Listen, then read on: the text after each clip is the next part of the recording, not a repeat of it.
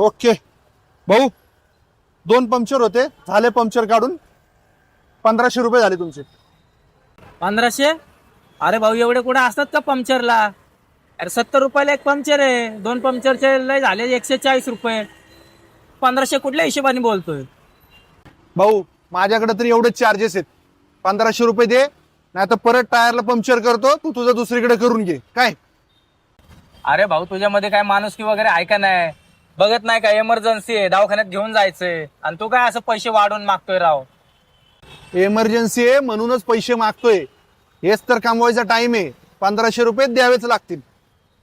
अरे बाळा 150-200 घे. आम्हाला इमर्जन्सी आहे. जरा माणूस सोडून वागू नको.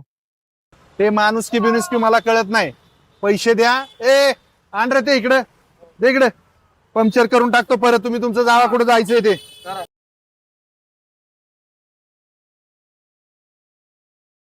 दादा एवढं पण अति करू नका. एखाद्याच्या मजबुरीचा असा गैरफायदा घेऊ नका. अरे मजबुरीचा गैरफायदा घ्यायचं तुझ्याकडनं शिकलोय मी. काही दिवसापूर्वी तुझ्या मेडिकलच्या दुकानात आलो होतो. मला पण अशीच इमर्जन्सी होती. हो दादा, हे औषध पहिले पटकीने काढून द्या. लय इमर्जन्सी, प्लीज अर्जंट द्या जरा. हे घ्या दादा, तुमचे 4000 रुपये झाले. 4000 रुपये? अरे दादा, डॉक्टर तर मला म्हणले 1500-1600 रुपये मध्ये येतील सगळे औषधं म्हणून. दादा 4000 रुपये होतील. घ्यायची तर घ्या, नाही तर जावा दुसऱ्या दुकानातून घ्या तुम्ही. दादा रात्रीची वेळ आहे, इथं जवळपास कुठलंच मेडिकल नाही आणि तुम्ही मला म्हणताय दुसरीकडनं घ्या औषधं. मजबुरीचा माझा फायदा घेताय तुम्ही.